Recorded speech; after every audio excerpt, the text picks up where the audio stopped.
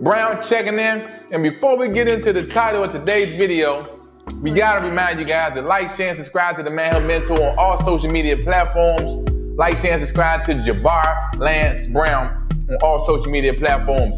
Shoot us a text at that number, scrolling at the bottom of your screen, 855-291-5651. And for those of you guys who like to email, jlb@jabarlanceBrown.com. Now check this out, man. The title of today's video is considered Changing Conflict in the Friendship. Changing conflict in the friendship, man. You know, just because you have a disagreement with somebody, it don't mean that the relationship is irreparable. It's beyond repair. It don't mean that. It just means that you need to know how to repair and you need to know how to take that approach. So look, man, we're gonna jump right into it, all right?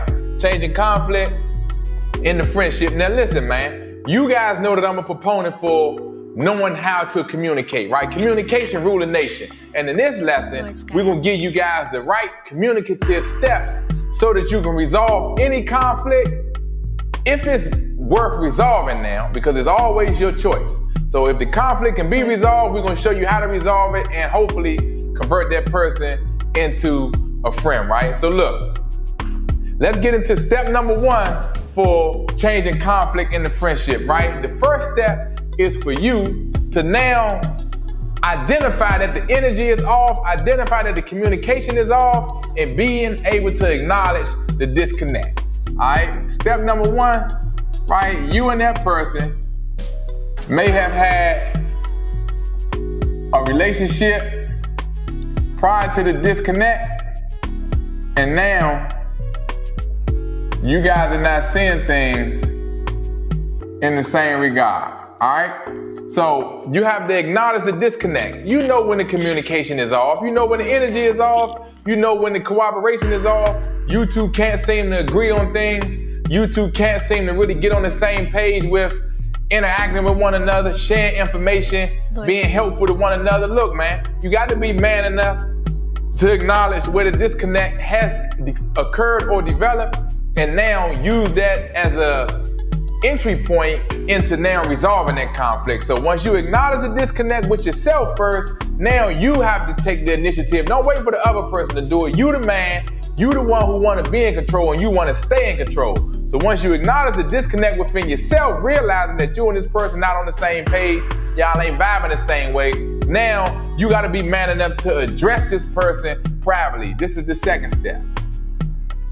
All right? You got to be man enough to address the person privately, okay? Now, privately is a key step, okay?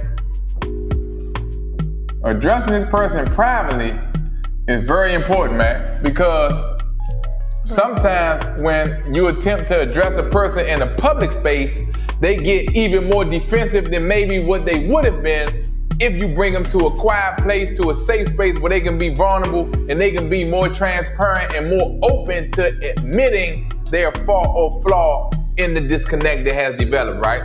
Now, when you bring this person to the private space, you want to be mindful that the whole purpose for doing this is so that you can have a safe space as well, right? Because whatever caused the disconnect between you two, it may not be obvious for either person, right? You may not obviously know why you have a disconnect with this person, and they may not obviously know why they have a disconnect with you. And sometimes when other people are around, the external influences causes others to be defensive or be on guard a little more, right? So if it's a one-on-one thing, it's equal, it's a private space, it's a safe space, it gives both people the privacy and the opportunity to be vulnerable if the resolution calls for that. So now, moving on to the third step of how to change conflict in the friendship, right? Now that you got the person in the private space, in a safe space, now you want to let this person speak uninterrupted, right? This is a key step, okay? Let the person speak, all right? Uninterrupted, all right? Stop cutting people off, right? Stop being that person who you're not really listening, you hearing, okay? You're not really listening, you hearing, waiting to speak. You understand? Instead of you listening actively and intently to understand. Hello, stop being the person who hear, waiting to speak. You want to be the person who listen actively so that you understand. So that you understand what, JABAR? So that you understand what is causing the disconnect and the conflict between you and this other person. You won't get your turn to speak. Even if this person needs 5 or 10 minutes to go through their mental and emotional process of articulating how they feel. See, everybody is not clear and concise. Okay, it takes some people to ride around the block 2 and 3 and 4 times before they actually formulate their emotions into words effective enough for you to understand. Once you decide that you're ready to acknowledge the disconnect and you address this person, look, King, I want to holler at you about something. I just need a few minutes of your time. Can we step over here and talk? Or look, brother, I know this, man. We've been missing each other, but it's some things that I want to clear the air on. When you get a minute, can I holler at you? And when it's time for y'all to talk, y'all go to a private space, okay? One-on-one, okay? Once you get the person to that private space, now when you ask them what's wrong, look, I know this is a disconnect. We ain't on the same page. The frequency ain't right. The vibe ain't right. The energy off. I want to resolve this. I want to give you the floor to be able to express yourself so that I can understand how we got to this point. Let the person speak uninterrupted so that they can tell you how you can meet them at their point of need. Moving on to step number 4 of changing conflict into friendship.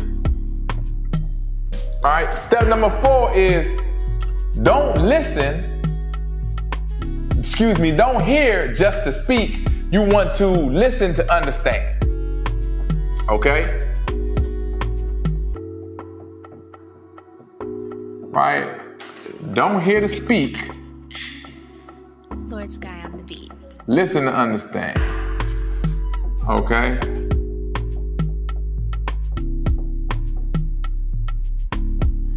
Okay, now, when you listening to understand, listen to exactly what's being said to you, and now this is where having empathy comes in there, okay? Empathy is you putting yourself in the position of the person speaking. You putting yourself in position to feel the same feelings and emotions of the person who's identifying these things to you.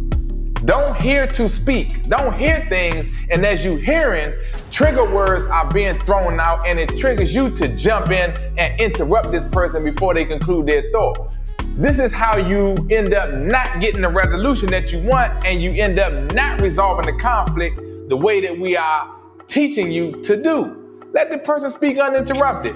Listen to understand. You want to understand where this person is coming from, how they got hurt, how they got offended, what they have processed coming from you that made them perceive you as a threat or as someone who doesn't have their best interest, or as someone who can't be trusted, or as someone who is hating on them, or who has disregard for them, or who doesn't have their best interest in mind. Whatever they may be thinking about you, you want to listen to understand how they begin to process your behavior in that way to derive those thoughts. Moving on to step number 5. We talking about how to change conflict into friendship. Listen, man, you would much rather have people that love you than hate you. I know what people say. Look, man, if you ain't got no haters, you ain't popping. Check this out, man. We got to get off of this dysfunctional behavior. We talking about being men, being mature, and we talking about winning in manhood. And in order to do that, you need to have the right tools for the right job. You wouldn't take a hammer and try to screw a screw in the wall, and you wouldn't take a saw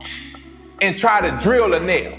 It don't work like that, man. You gotta have the right tool for the right job.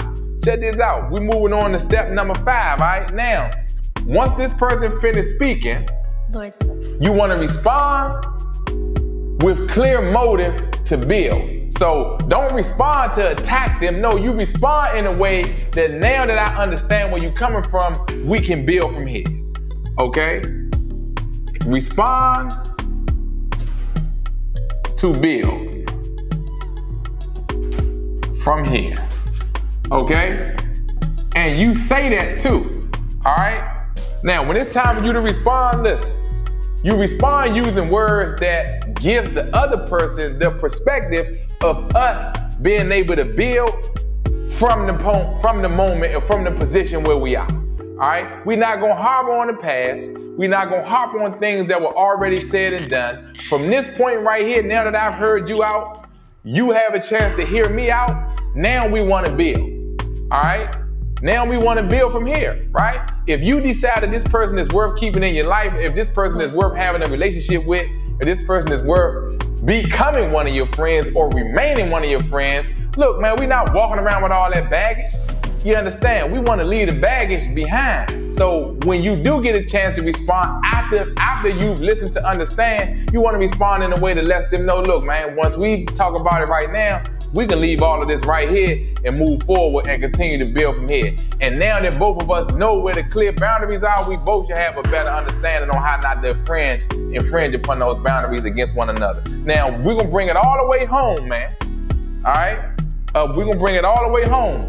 Once you get to the part about responding to build from here, now you want to be man enough to apologize and forgive. Now, this is the flip side. See, most people thinking when you apologizing, it means that you're surrendering or that you're giving up or that the other person won and that all of these backwards thoughts in your mind. Nah, man, I'm showing you how to win in manhood again. We're giving you tools you can use, right? We're giving you perspectives and approaches that you can use to your benefit. Okay, so when you apologize and you forgive, it's really for you so that you can stop looking at this person like they're your enemy or that like they're even your equal in some regards.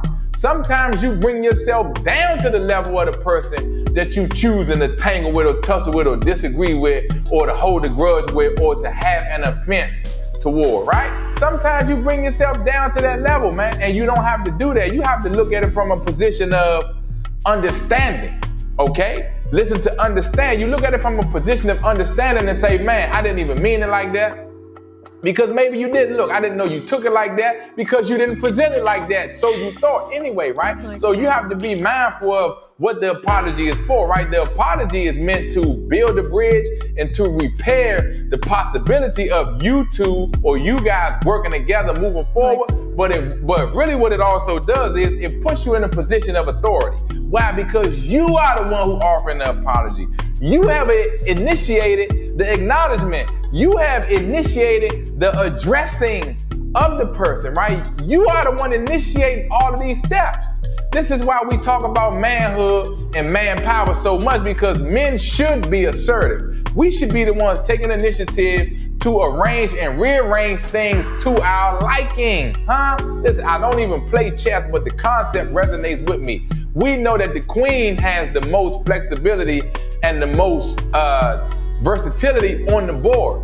But we also know that every piece on that board works to serve the king. Why? Because the king is the one who's delegating instructions to everybody. So you giving out an apology from a position of authority is you having the mindset of a king, delegating people, places, and things around you to serve your outcome. So look, guys, that's going to be the lesson for the day. Make sure that y'all like, share, and subscribe to JABAR Lance Brown on all social media platforms and the Manhood Mentor on all social media platforms. Send us a text. Use the number that's scrolling at the bottom of the screen right now, 855-291-5651. For those of you guys who want to send us an email, jlb@jabarlancebrown.com. Let us know how we can help you in your walk within manhood. We want to see you successful. And until the next time, hello.